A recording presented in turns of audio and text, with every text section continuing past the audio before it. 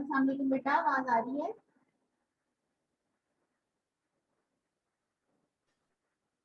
Yes ma'am. Yes ma'am. बेटा screenshot देख सकते हैं आप सब? Yes ma'am. Yes ma'am. Today we are going to study skin infections. कौन कौन से ऑर्गेनिजम्स हैं जो कि वेरियस स्किन इन्फेक्शंस कॉज करते हैं? What are the different types of skin infections? Integumentary system में, डर्मेटोलॉजी में हम आज स्किन इन्फेक्शंस पढ़ेंगे। Skin infections can be caused by bacteria, viruses, fungi and parasites. ये सारे जो डिफरेंट टाइप्स ऑफ ऑर्गेनिजम्स हैं, they can cause the skin infections. तो सबसे पहले उसमें हम सेलुलाइटिस पढ़ेंगे। Cellulitis cell mean cell of a body, cell of the skin, and itis mean inflammation. So it is the inflammation of skin. Cellulitis is the inflammation of skin. It is a serious kind of a disease. It is a medical emergency. It should be, if you diagnose cellulitis, urgent attention should be paid toward the disease. और इसकी reason क्या है कि it can progress very rapidly. ये जब start होता है और ये कहाँ कहाँ पे होता है? मोस्टली ये एक्सट्रीमिटीज पे, जिसमें कि लेग्स, फुट और लोअर लेग सबसे ज्यादा इन्वॉल्व होते हैं। फुट और लोअर लेग, राइट और लेफ्ट, सबसे ज्यादा ये बॉडी पार्ट जो है एक्सट्रीमिटीज इन्वॉल्व होती है, जिसमें कि फुट और लेग सबसे ज्यादा इन्वॉल्व होते हैं। इसके अलावा फेस या स्कैल्प को भी ये condition cellulitis inflammation of the skin can involve the face, scalp and ज्यादातर ये फुट और लोअर लेग को इन्वॉल्व करता है। सो इसमें प्रॉब्लम क्या है? It can progress very rapidly. ये जब आता है तो ये जल्दी से प्रोग्रेस करके बाकी ऑर्गन को, बाकी सारी एक्सट्रीमिटी को भी इन्वॉल्व कर सकता है। इसलिए as soon as you see the sign and symptoms of cellulitis, you should sought urgent medical care so that urgent treatment can be started before the progression of cellulitis, क्योंकि इसकी progression बहुत जल्दी हो जाती है। तो साइन एंड सिम्टम्स क्या होंगे? द इन्वॉल्व लिम्ब और foot will be red, hot, tender, swollen, erythematous. आगे हम पिक्चर देखेंगे तो उसमें आप देखेंगे। और जो है वो इन्फेक्टेड पार्ट जो है, इन्फेक्टेड एक्सट्रीमिटी जो है, इन्वॉल्व एक्सट्रीमिटी जो है, that will be hot as compare to the normal skin. इसकी जो ओवरलाइंग स्किन होगी सेलुलाइटिस में, that will be hot. Tender का क्या मतलब होता है कि पेनफुल ऑन टच। जब हाथ लगाते हैं, पैल्पेट करते हैं, तो जो एरिया जहाँ पे पेन होती है उसको कहते हैं कि ये tenderness is positive. So pain तो स्पॉन्टेनियस होती है, और टेंडरनेस क्या है? Pain on touch, that is called tenderness. So इसकी जो ट्रीटमेंट है वो अर्जेंटली स्टार्ट होनी चाहिए, क्योंकि इसका स्प्रेड बहुत रैपिड होता है and it can become life threatening and it can result into amputation, surgical removal of the limb.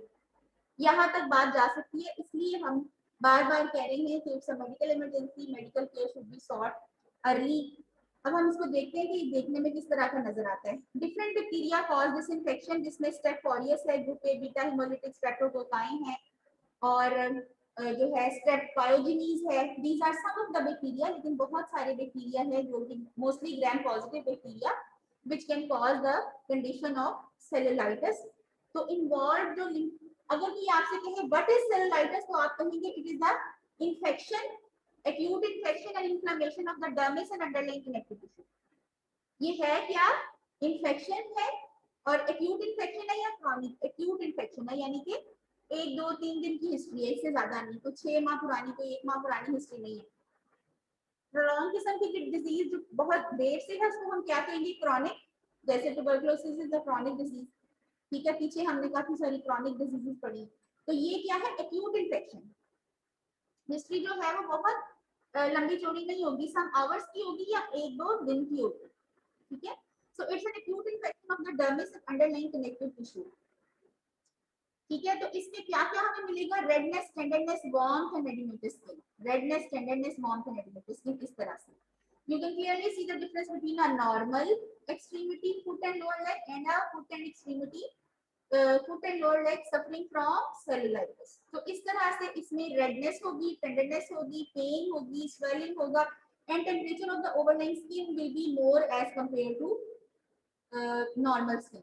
Normal limb का टेम्परेचर अगर आप देखें तो वो कम होगा, और अफेक्टेड लिम्ब का अगर आप देखें क्योंकि इन्फेक्शन है, ठीक है, इन्फेक्शन के अलावा हाइपरीमिया है, इन्फ्लेमेशन है, ऐसी जगह पे ब्लड सप्लाई जो है वो ज्यादा हुई भी होती है। तो इन्फेक्शन की वजह से और इन्फ्लेमेशन की वजह से टेम्परेचर इसका अफेक्टेड लिम्ब का रेज होता है, ठीक है। तो क्या होगा, रेडनेस, टेंडरनेस, वार्म, पेन, और जो है temperature of the overlying skin will be more as compare to the normal limb. इसके अलावा where there is infection there is fever, where there is infection there is fever। जब भी patient fever के साथ हमारे पास आता है, we have to take history to find out the cause, to find out the focus of infection, either it is viral, bacterial, parasitic, fungal। हमें focus of infection ढूंढना होता है, where there is infection there is fever। तो चूंकि ये skin और underlying connective tissue का bacterial infection है, तो इस वजह से इसमें हमें एब्सेसेस भी मिल सकते हैं। एक सेंट्रल एब्सेस हो सकता है या डिफरेंट छोटे छोटे एब्सेसेस हमें मिल सकते हैं, क्योंकि इन्फेक्शन है, बैक्टीरियल इन्फेक्शन है, पस फॉर्मेशन हो सकती है, और पस will be collected into a cavity, तो एब्सेस फॉर्मेशन भी इसके साथ हमें मिल सकती है सेलुलाइटिस से अफेक्टेड लिम्ब में। तो मेडिकल इमरजेंसी है, जल्दी ट्रीट करना चाहिए। इसके अलावा ये सारे जो साइन एंड सिम्टम्स मैंने आपको बताए वो थे लोकल, फीवर था सिस्टेमिक सिम्टम्स। मजीद सिस्टेमिक सिम्टम्स क्या है फीवर के अलावा, मलेज, फीलिंग ऑफ अनवेलनेस, पेशेंट खुद को बीमार महसूस करता है, हेल्दी महसूस नहीं करता, हेल्दी फीलिंग नहीं होती पेशेंट को, that is called malaise. Chills, ठीक है, tachycardia, increase heart rate and low blood pressure.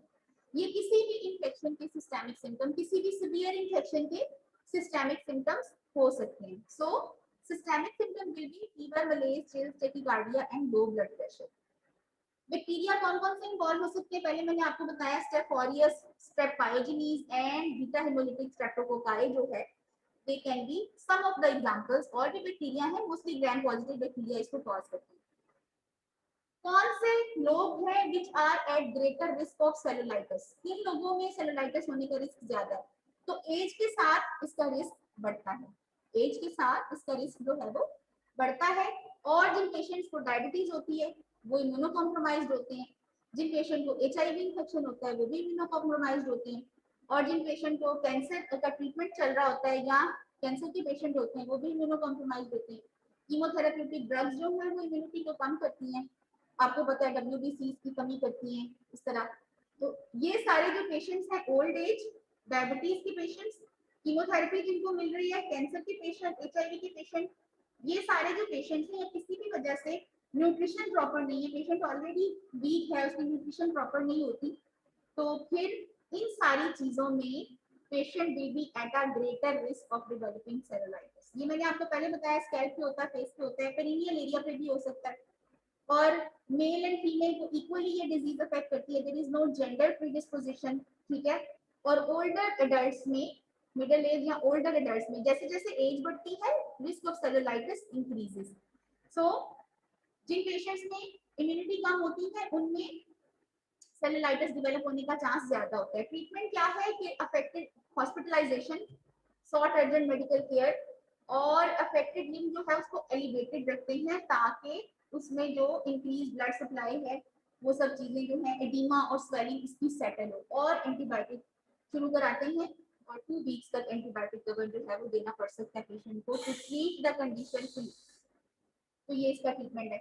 हम इतने क्यों परेशान है सेलुलाइटिस के बारे में, हम कह रहे हैं अर्जेंट मेडिकल केयर सॉर्ट करनी चाहिए, और ये वो, ये प्रोग्रेस बहुत जल्दी करता है।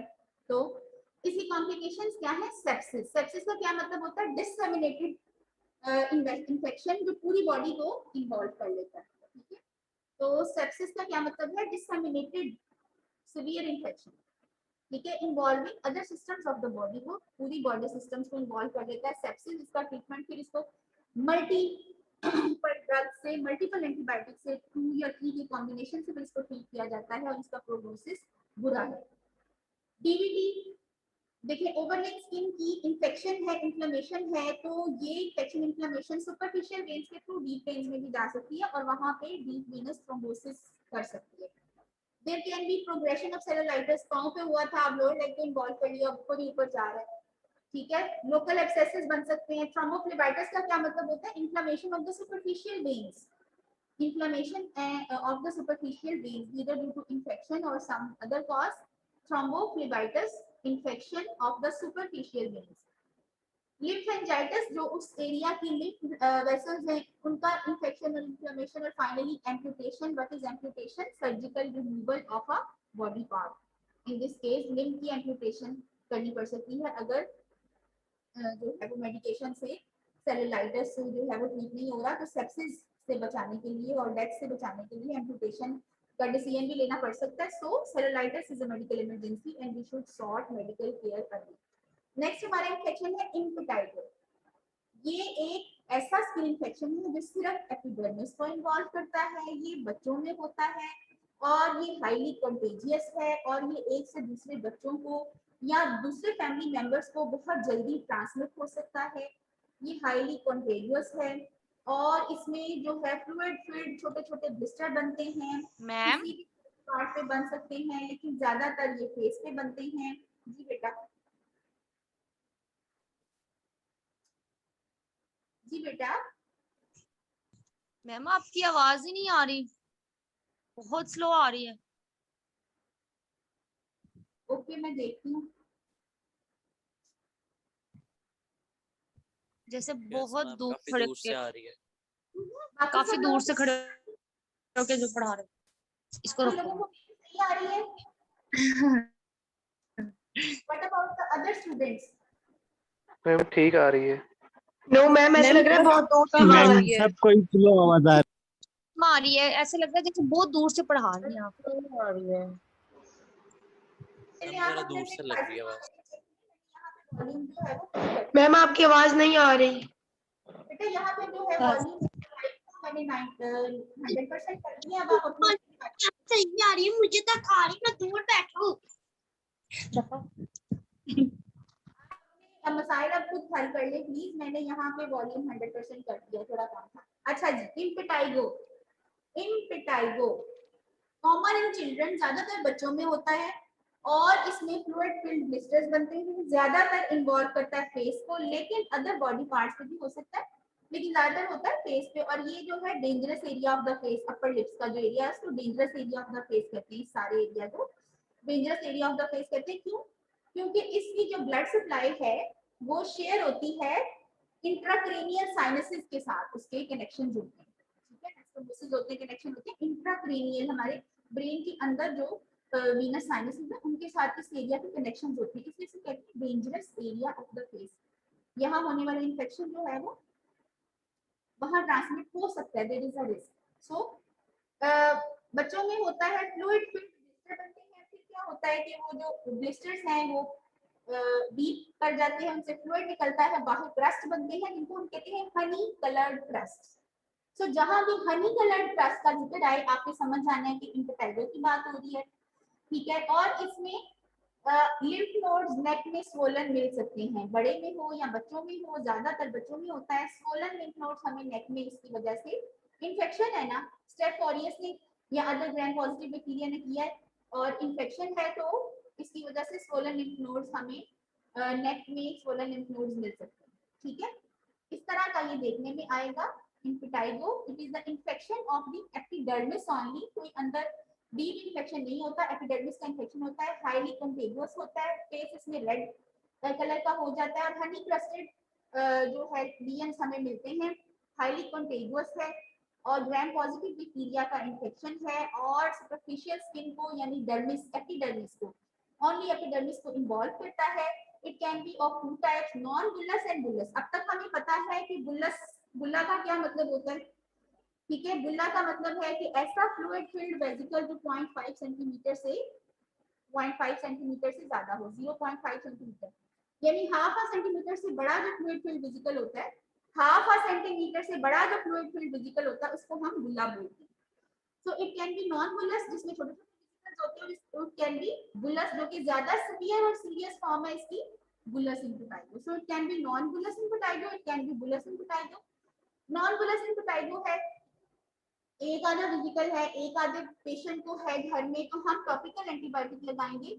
और अगर घर में ज्यादा लोगों को है, ज्यादा एरिया फेस का इन्वॉल्व किया हुआ है, तो चाहे नॉन बुल्लस ही है उसको हम ओरल एंटीबायोटिक यानी सिस्टेमिक एंटीबायोटिक देंगे, आईवी या ओरल, और बुलस इम्पेटाइगो है तो उसको भी हम आईवी या ओरल एंटीबायोटिक देंगे। So this was about the treatment of impetigo. ठीक है, और बच्चे जो हैं वो अपनी स्क्रैचेस करते हैं अपनी स्किन के ऊपर, जो कि ट्रॉमा की वजह से फिर बैक्टीरिया जो है इन्वेड कर लेते हैं ट्रॉमाटाइज स्किन को, या किसी भी वजह से।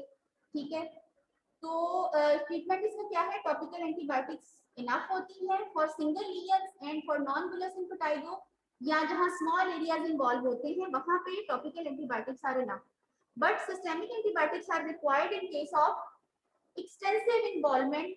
नॉन बुलस इम्पेटाइगो जब एक्सटेंसिवली इन्वॉल्व करता है, मल्टीपल फैमिली मेंबर्स को इन्वॉल्व करता है, या बुलस इम्पेटाइगो होता है, तो फिर हमें सिस्टेमिक एंटीबायोटिक चाहिए। सिस्टेमिक का क्या मतलब है, ओरल या आईवी। नेक्स्ट हम जो इन्फेक्शन पढ़ने जा रहे हैं वो है बॉयल या फ्लूरंकल। जिस तरह हमने पिंपल्स पढ़े थे, थोड़ा सा ये उसी तरह का इन्फेक्शन है। ये क्या है, it is the infection of a hair follicle. It is the infection of a hair follicle. आप इसको बॉयल भी कह सकते हैं, आप इसको फ्लूरंकल भी कह सकते हैं, पंजाबी में इसको खिंसी कहते हैं। ठीक है, तो एक हेयर फॉलिकल का ये इन्फेक्शन है, तो फिर जाहिर सी बात है कि हेयर बेयरिंग एरिया के ऊपर होगा, फेस पे बनते हैं, नेक पे बनते हैं, किसी भी बॉडी पार्ट पे बन सकते हैं। तो it is the infection of a hair follicle. ये भी स्टेप ऑरियस की वजह से बनता है, इसलिए इसको स्टेप इन्फेक्शन भी कहते हैं। ज्यादातर फेस और नेक को इन्वॉल्व करता है, लेकिन किसी भी बॉडी पार्ट पे बन सकता है। हेयर फॉलिकल का इन्फेक्शन है, इन्फ्लेमेशन होती है, और फिर WBCs और बैक्टीरिया के दरमियान फाइट होती है, जिससे पस बनती है, पस दरमियान में गैदर हो जाती है, और फिर ये रप्चर करता है, पस निकलती है, काफी पेनफुल होता है।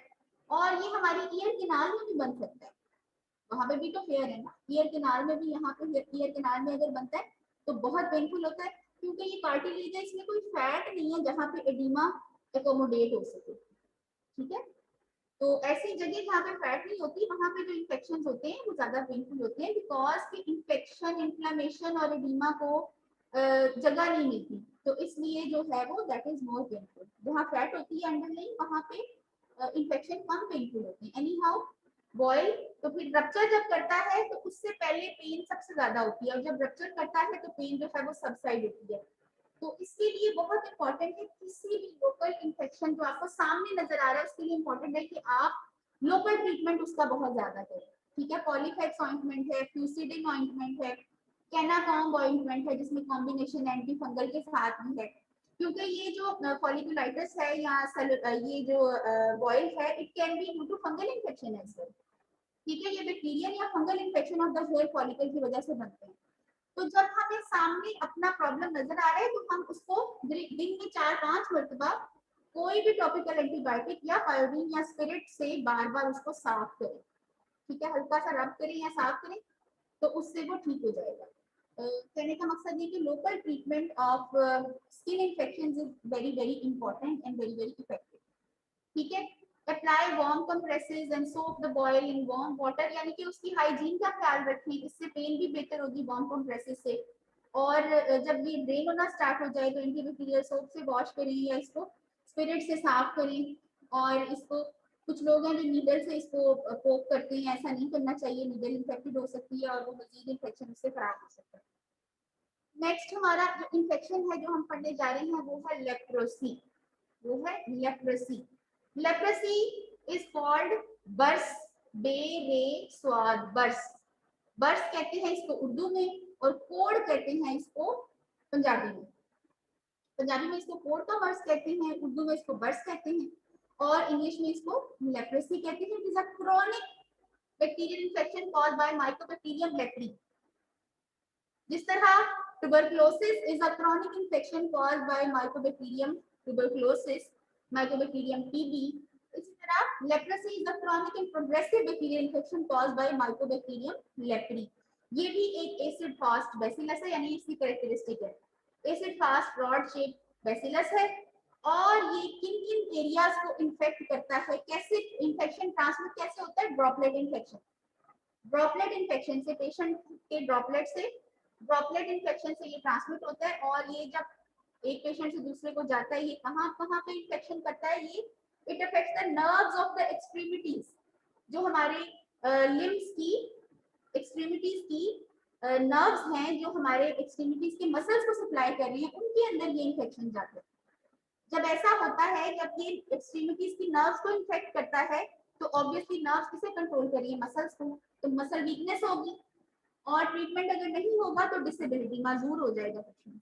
ठीक है, एक नर्व्स का इन्फेक्शन है और वो भी इतना क्रॉनिक और प्रोग्रेसिव बैक्टीरियल इन्फेक्शन है कि उसको ट्रीट नहीं करेंगे तो first there will be muscle weakness and finally there can be disability, माजूरी हो सकती है इसकी वजह से। और ये नर्व्स ऑफ द एक्सट्रीमिटीज की वजह के अलावा स्किन को, आईज को, ठीक है, और अपर रेस्पिरेटरी ट्रैक्ट के म्यूकोजा को, नोज के म्यूकोजा को इन्फेक्ट करता है। तो ये स्किन को इन्फेक्ट करता है, म्यूकोजा ऑफ द नोज को, mucosa of the upper respiratory tract को, नर्व्स ऑफ द एक्सट्रीमिटीज को। ये बैक्टीरिया जो है माइकोबैक्टीरियम लेप्री का इन्फेक्शन इन जगहों पे होगा, जिसकी वजह से सिम्टम्स आएंगे। It's a chronic infectious disease, Mycobacterium leprae is the cause, जो कि माइकोबैक्टीरियम टीबी की तरह एक माइकोबैक्टीरियम है और ये एसिड फास्ट है और रॉड शेप्ड बैसिलस है। और ये skin, peripheral nerve, mucosa of the respiratory tract, mucosa of the nose को और स्किन को और आईज को ये बैक्टीरिया इन्फेक्ट करता है। सबसे पहले इसके सिम्टम्स क्या होंगे? मैंने आपसे कहा कि ये नर्व्स को इन्फेक्ट करता है, तो नर्व्स नहीं तो मसल्स को कंट्रोल करना है, सारे सेंसरी सिस्टम को कंट्रोल करना है, तो we will feel numbness and loss of temperature sensation. तो जो फर्स्ट सिम्टम्स आएंगे that will be numbness and feeling of loss of temperature sensation. गरम ठंडा नहीं लगेगा स्किन पे, और नमनेस का क्या मतलब होता है कि ऑल्टर्ड सेंसेशन। नमनेस जैसे हम बर्फ लगाते हैं तो हमारी स्किन जो है वो नम हो जाती है, altered sensation, altered sensory sensation, that is called numbness and loss of temperature sensation हम फील करेंगे। और फाइनली जब अगर डिजीज को ट्रीट नहीं किया जाएगा, प्रोग्रेस करेगी, तो आखिर में टच, फिर पेन और डीप प्रेशर की भी जो सेंसेशन है, पेन सेंसेशन आमतौर पर सबसे एंड पे लॉस होती है कि आप पेशेंट को पेनफुल स्टिमुलस देते हैं और उसको वो भी फील नहीं होता। तो सबसे पहले numbness and loss of temperature sensation आती है, उसके बाद फिर अगर ट्रीट नहीं किया जाए, डिजीज प्रोग्रेस करती रहे, तो टच, पेन और डीप प्रेशर की सेंसेशन भी लॉस्ट हो जाती हैं। इसमें स्किन के ऊपर मैंने आपसे कहा कि ये स्किन को इन्फेक्ट करता है। स्किन में हाइपोपिगमेंटेड मैक्यूल्स बनते हैं। अब तक आपको पता होना चाहिए कि हाइपोपिगमेंटेड का क्या मतलब है और मैक्यूल का क्या मतलब है। ठीक है, तो हाइपोपिगमेंटेड का मतलब है कि जो सराउंडिंग नॉर्मल स्किन है उसकी निस्बत इस लीजन का कलर जो है वो लाइटर होगा, हल्का होगा, व्हाइटिश होगा। ठीक है, तो इसको हम कहेंगे हाइपोपिगमेंटेड, तो पिगमेंट जिस एरिया में कम है, हाइपोपिगमेंटेड।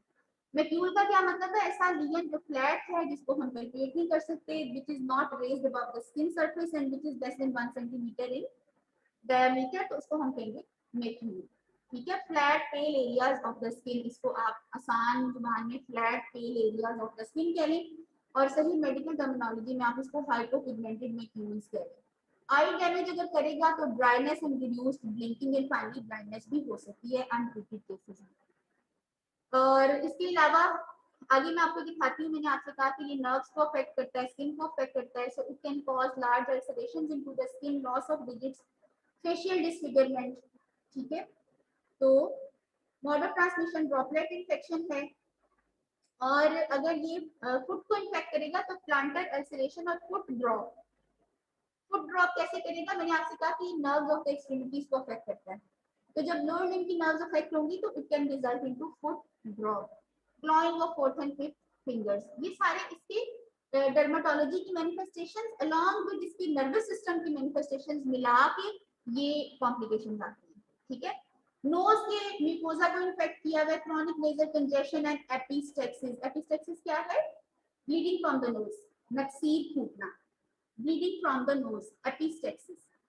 Eyes में corneal insensitivity, reduced blinking, irritation, finally blindness, ये सब चीजें इस तरह की आईज पेशेंट की एडवांस अनट्रीटेड केसेस में आपको देखने को मिल सकती हैं। इस तरह के लॉस ऑफ डिजिट्स और क्रॉनिक इन्फेक्शंस में ये पिक्चर देखने को मिल सकती है। इसकी बहुत वेरिड अपीयरेंस होती है, बहुत सारे बॉडी सिस्टम्स को, मल्टीपल बॉडी सिस्टम्स को ये इन्वॉल्व करता है। ट्रीटमेंट कैसे करना है? ग्लूकोकॉर्टिकॉइड्स, क्योंकि नर्व्स की जहां इन्फ्लेमेशन है उसको कंट्रोल करने के लिए स्टेरॉइड्स देने होंगे।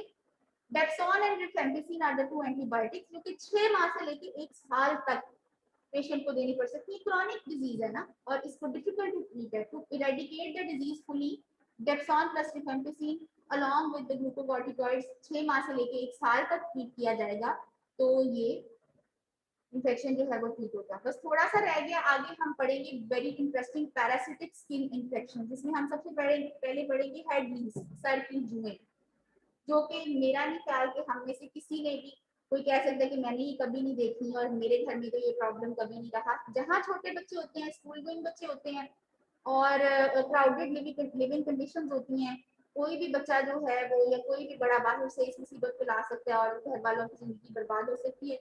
तो हेड लीस जो है इनको ट्रीट करना इतना आसान है कि मैं आपको बता नहीं सकती, लेकिन बड़े ही अफसोस की बात है कि हमारी कम्युनिटी में मोस्टली 70 to 80 90% लोग जो है वो इसका ट्रीटमेंट नहीं जानते। यहाँ तक कि बेचारा अगर कोई, एक तो इसको सोशल टैबू समझा जाता है कि हाय अब हम किसी से क्या पूछें कि बच्चों के सर में जुए हैं उनका क्या करें। तो भाई बात ये है कि जिस तरह कोई भी डिजीज होती है, it is also a parasitic disease, a parasitic infection. ये पैरासाइट्स हैं जो हमारे और हमारे बच्चों के ब्लड पे फीड करते हैं, ठीक है।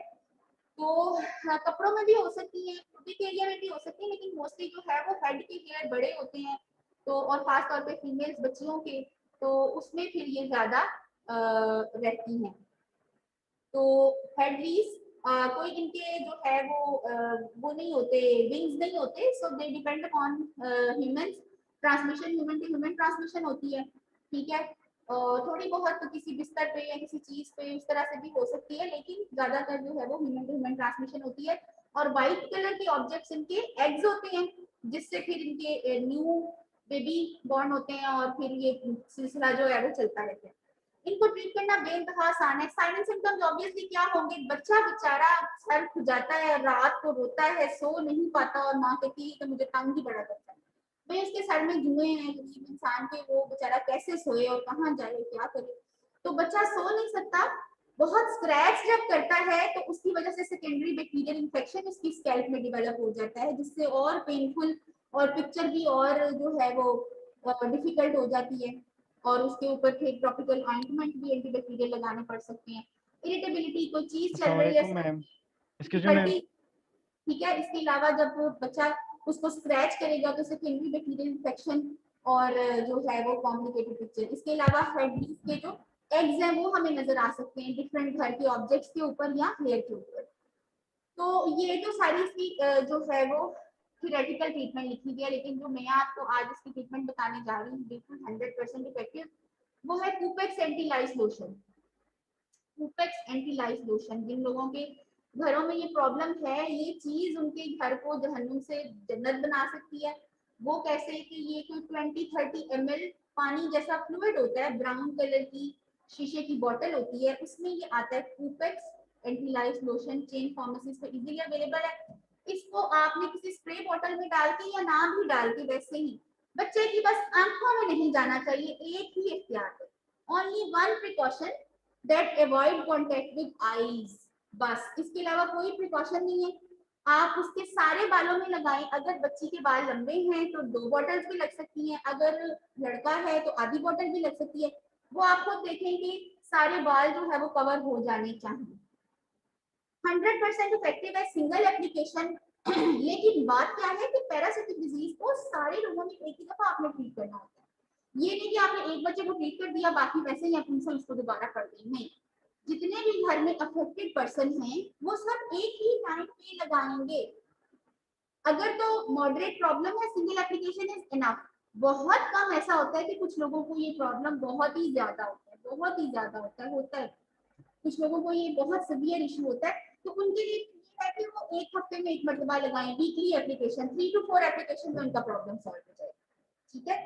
तो बाकी चीजें तो मैंने, इंग्लिश एंटीलाइज शैम्पू भी इफेक्टिव है, ये जो है लोग जो इस्तेमाल करते हैं इसके अच्छे रिजल्ट्स हैं, lindane shampoo, benzyl alcohol solution, whatever. लेकिन ये जो चीज है ये बहुत सारे पेशेंट्स में I found it very effective and in my own house as well, kupex antilice lotion. तो ये जो ट्रीटमेंट है ये बहुत इफेक्टिव मैंने इसको पाया। तो जो है वो उसके अलावा हम पढ़ने जा रहे हैं बेड बग्स यानी कि खटमल। तो इनका क्या होता है कि ये बेड लिनन में होते हैं, 1 to 7 mm इनका जो है वो लेंथ इनकी हो सकती है, और ये लाइफ थ्रेटनिंग नहीं है but it is very very annoying.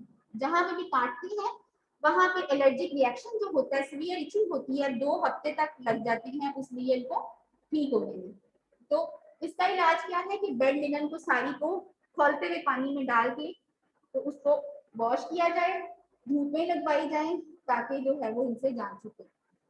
कभी आप नए घर में जो है वो जाएं तो या फिर कोई मतलब जो आर्मी की तरफ से घर मिलते हैं ये वो ऑलरेडी जो फर्निश्ड वगैरह होते हैं, तो इन जगहों पे या हॉस्पिटल में आपने जरूर आप याद करें कि हॉस्पिटल के किसी बेड पे आप बैठ गए, खासतौर पे गवर्नमेंट हॉस्पिटल के, या किसी चेयर पे आप बैठ गए, तो फिर आपके साथ क्या होता है, तो वो खटमल है, बेड बग्स। ट्रीटमेंट इसकी वही है, एंटी इच क्रीम अगर लगाएंगे तो नहीं काटेंगे, एंटी हिस्टामिन क्रीम लगाई जा सकती है to reduce itching and burning. Ice pack से इसका जो लीड है उसको हम नम कर सकते हैं तो अर्ज टू स्क्रैच कम हो जाएगी। एंटीसेप्टिक क्रीम और लोशन अगर सेकेंडरी बैक्टीरियल इन्फेक्शन, क्योंकि हम स्क्रैच करते हैं ना तो हम सेकेंडरी बैक्टीरियल इन्फेक्शन कर देते हैं, ठीक है। Last disease which we are going to study today is scabies, खारिश, खारिश की बीमारी। और आप अपनी किसी भी मेड से पूछें कि आपकी फैमिली में किसी को खारिश है, वो कहेगी हाँ जी, और आप कहेंगे आप उसको कैसे ट्रीट करते हैं, तो वो आपको कहेंगी वो गंदा पानी का जोहड़ होता है ना उसमें जाकर फिर हम नहाते हैं तो उससे ठीक होता है। अब मुझे बताएं कि पहले ही एक पैरासाइट है जो कि ऐसे ही किसी जगह से ट्रांसमिट हुआ है, उसको गंदे पानी के जोहड़ में नहाएंगे तो स्किन का और उस पैरासाइट को मजीद और अपनी सहेलियां और दोस्त मिल जाएंगे वहां से गंदे पानी के जोहड़ से, तो वो कैसे ट्रीट होगी इससे। तो ये हमारी सोसाइटी में मिक्स है जिनको आप जो है वो कम से कम अपने लेवल पे कवर कर सकते हैं। Scabies is a skin infestation. Parasite जब आता है स्किन को इन्फेक्ट करता है या किसी भी बॉडी पार्ट को, तो हम उसे इन्फेक्शन नहीं कहते, आइडियली स्पीकिंग हम उसे कहते हैं इन्फेस्टेशन। सो बैक्टीरियल और वायरल इन्फेक्शन होता है और पैरासिटिक इन्फेस्टेशन होती है, ठीक है। तो scabies is a skin infestation which is caused by a might, a parasite जिसका नाम है सार्कोप्टिस स्केबियाई। स्केबीज एक माइट है, एक बहुत छोटा माइक्रोस्कोपिकली नजर आने वाला कीड़ा है, समझ लें एक पैरासाइट है जिसका नाम है सार्कोप्टिस स्केबियाई, जिसको इच माइट भी कहते हैं।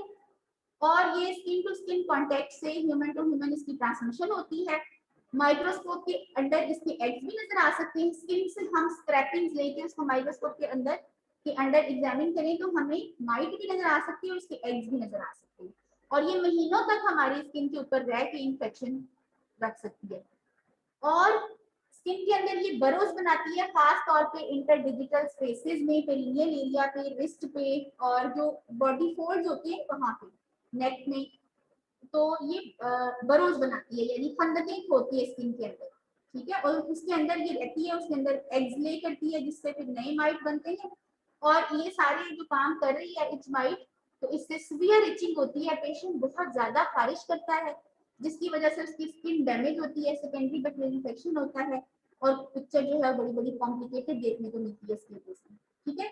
ओवर क्राउडेड लिविंग कंडीशन है, पुअर हाइजीन है। देखिए अगर कोई बंदा अपनी सफाई का बहुत ख्याल रखेगा, साबुन से मल मल के नहाता ही रहेगा, रोजाना नहाएगा, उसे कैसे स्केबीज होगी, बहुत मुश्किल है कि उसको स्किन के इन्फेक्शंस हों। जो बंदा जो है वो रोजाना अच्छा अपनी हाइजीन, एक बहुत अच्छा बात हाफ एन आवर का, लोग एक एक घंटे का भी लेते हैं, वो लेगा तो उसको स्किन इन्फेक्शन ऑब्वियसली होने के चांसेस बहुत कम है।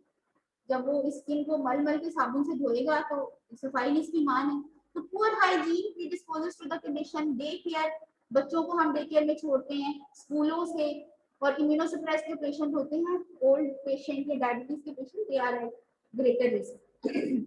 इचिंग होगी बहुत ज्यादा, हाईली कंटेजियस, बहुत जल्दी एक से दूसरे पेशेंट को लगती है, और साइकोप्टिस स्केबियाई माइट जिसकी वजह से ये कॉज होती है, ठीक है। कॉमन है इन यंग एडल्ट्स, और जो है विंटर में ज्यादा कॉमन है। डेवलप्ड कंट्रीज में भी हाइजीन, क्योंकि उन लोगों का भी नहाने का जरा रेशो कम है, फ्रीक्वेंसी कम है, तो इस वजह से, और ओवर क्राउडेड कंडीशन में हॉस्टल्स में ज्यादा ये ट्रांसमिट हो सकती है, और स्किन टू स्किन ही ज्यादातर जो है वो ट्रांसमिशन होती है, ठीक है। बहुत ज्यादा खारिश वाले, प्रूरेटिक का मतलब जिसके ऊपर खारिश बहुत ज्यादा होती है, प्रूरेटिक, प्रूराइटिस खारिश। प्रूराइटिस जो है खारिश का साइंटिफिक नेम प्रूराइटिस है। प्रूरेटिक लीजन्स, खारिश वाले लीजन्स विद एरिथेमेटस यानी red papules and burrows in the web spaces, waist line, wrists and genitals, in areas में ये बरोज बनाएगी। खंदकें खोदेगी ये माइट जो है स्किन के जो है अंडरलाइंग स्किन के अंडर जो है वो रहेगी। तो ये जो स्किन रैश होता है, इसके अलावा पेशेंट इसको बहुत ज्यादा स्क्रैच करता है, तो सीवियर इचिंग की वजह से पेशेंट इसको स्क्रैच करता है, जिसकी वजह से सेकेंडरी बैक्टीरियल इन्फेक्शन होके कॉम्प्लिकेटेड पिक्चर। तो ये भी स्केबीज है, ये भी स्केबीज है, और ये देखिए यहाँ हो गया है खारिज कर करके सेकेंडरी बैक्टीरियल इन्फेक्शन। पेशेंट ने बहुत स्क्रैच किया है, स्किन के डिफेंस मैकेनिज्म टूट गए, बैक्टीरिया तो ऊपर ही पड़े हुए थे, उन्होंने इन्फेक्ट किया, सेकेंडरी बैक्टीरियल इन्फेक्शन हो गया है। ये भी स्केबीज, लेकिन कितनी कॉम्प्लिकेटेड पिक्चर है, ये भी स्केबीज है। ठीक है, ट्रीटमेंट क्या है? परमेथ्रिन क्रीम 5%, एलिमाइड के नाम से आती है, लिंडेन लोशन, प्रोटामेटोन, और ivermectin is the oral tablet. Ivermectin जो अभी कोरोना वायरस के अगेंस्ट में काफी इफेक्टिव पाई गई है, 6 मिलीग्राम की टैबलेट होती है, मैक्टिमाइट और बहुत सारे नामों से आती है। आइवरमेक्टिन 6 mg टैबलेट होती है, और कोरोना में इसको शुरू में from the start of the symptoms, fever के डे 1 पे 2 टैबलेट, डे 2 पे 2 टैबलेट, डे 3 पे 2 टैबलेट, 3 डेज के लिए 2 टैबलेट ओडी, यानी 2 टैबलेट्स एक मरतबा 3 दिन देते हैं, 1 2 3, एक दिन 2 दिन 3 दिन, 2 गोलियां 2 गोलियां 2 गोलियां। ये क्या करता है कि प्रोलिफरेशन वायरस की जो है वो वायरस की रेप्लिकेशन को अरेस्ट कर देता है, वायरस को मारता नहीं, उसकी रेप्लिकेशन को अरेस्ट कर देता है। तो ये भी बहुत ही फायदेमंद और बहुत सारे लोगों में it has found to be very effective. Anyhow, जो कोई पेशेंट जो है वो, अच्छा अब स्केबीज के ट्रीटमेंट में भी क्या इंपॉर्टेंट बात है, नेक से लेके नीचे तक पूरी बॉडी पे पूरे घर वाले एक ही दफा अप्लाई करें। परमेथ्रिन क्रीम अप्लाई करें 5%, किसी भी ब्रांड, अच्छे ब्रांड की, लेकिन उसको एक ही दफा पूरी, ये नहीं कि एक घर का जो फैमिली मेंबर है वो दूसरा वाला गया हो और पीछे से सारों ने लगा ली है, और 3 कंसेक्यूटिव नाइट्स ये लगाते हैं। ठीक है, as per as my knowledge 3 consecutive nights लगाते हैं। बाकी ब्रांड प्रिपरेशन के प्रेस्क्रिप्शन थोड़ा डिफरेंट हो सकता है, लेकिन जनरली स्पीकिंग सारे घर वाले लगाते हैं, 3 नाइट्स कंसेक्यूटिव लगाते हैं। सारे बेड लिनन को और कपड़ों को भी उसी दिन बॉइलिंग वाटर में सोक करते हैं, धोते हैं उनको अच्छी तरह, यानी सफाई मुहिम घर में चलाते हैं और खुद अपने आप को वो लगाते हैं ट्रीटमेंट। और अगर कोई आउट ऑफ स्टेशन है बंदा, तो जैसे ही वो आए उसे ट्रीट करें, या फिर उसको वापस आने पे ही सबको ट्रीट करें। कहने का मकसद ये कि कोई बाहर से दोबारा ना उसको लिया। ठीक है, तो एक ही दफा अगर 9 फैमिली मेंबर है, 10 फैमिली मेंबर है, 5 फैमिली मेंबर है, वो एक ही दफा ट्रीटमेंट करेंगे मिलके, तो फिर ये खत्म होगा। अदरवाइज एक बंदा ट्रीटमेंट कर लेगा, बाकियों को है उसको दोबारा गिफ्ट मिल जाएगा। ठीक है, तो इस तरह से डायग्नोसिस है कैसे होना है, डॉक्टर जो है वो स्किन की स्क्रैपिंग ले सकता है, उसको माइक्रोस्कोप के नीचे एग्जामिन करेगा तो हमें माइट या एग देखने को मिल सकता है। That was all about skin infections. Any question?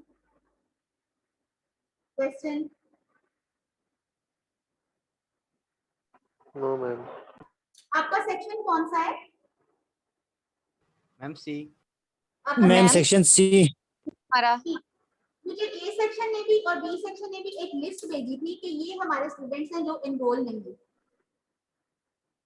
ठीक है, तो उनको मैंने एनरोल कर दिया। आपके मैंने काफी लोग एनरोल किए हैं, लेकिन मुझे पता है कि फिर भी कुछ लोग रह गए होंगे।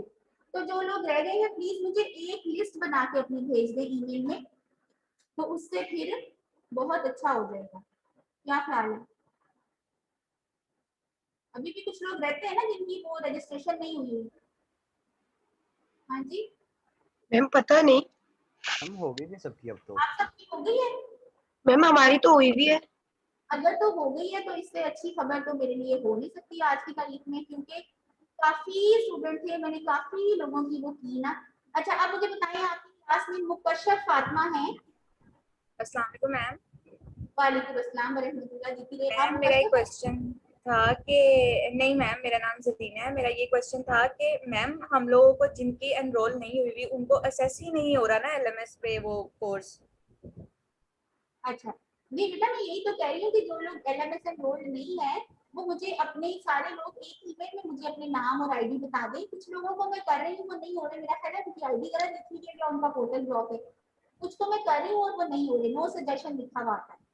लेकिन बहरहाल मोस्टली लोग हो गए हैं। जो रह गए हैं वो मुझे एक ही ईमेल में या डिफरेंट ईमेल में समहाउ, बेहतर ये है कि एक ईमेल में, जैसे ये देखिए मैं आपको दिखाती हूँ, कि किस तरह मुझे लोगों ने कितना अच्छा जो है वो ये देखो, ये इस बच्चे ने मुझे कितना अच्छा डॉक्यूमेंट ये देखो नजर आ रहा है।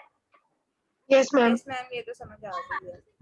तो इन सबको किया है और इससे पहले भी मुझे ये लिस्ट मिली थी बी सेक्शन की, उनको भी मैंने किया। उसमें से फिर कुछ लोगों में, जैसे इसमें जो ये बच्ची थी सिद्रा तनवीर, इसकी आईडी जब मैं डालती हूँ सिलेक्ट करके तो वो सजेशन लिखा हुआ आता है। खैर जिनका कोई प्रॉब्लम रह जाएगा उनको हम बाद में भी देख सकते हैं। एनी हाउ प्लीज आप मुझे अभी अभी जो है वो अपने ग्रुप पे ऐसी लिस्ट बना के मुझे भेज दें ताकि जो लोग रह गए उनको हम एनरोल कर सकें, ठीक है। दूसरी बात क्या है, आपकी क्लास में मुकशफ फातिमा है कि नहीं है? मुकशफ जी फातिमा मैम, जी मैम हूँ आप हैं? जी। अच्छा बेटा, मैंने आपको सारे के सारे जो लेक्चर्स है ना, ये देखिए ये आपका यही है ना, आपकी आईडी है ना? Yes ma'am, I have received all lectures.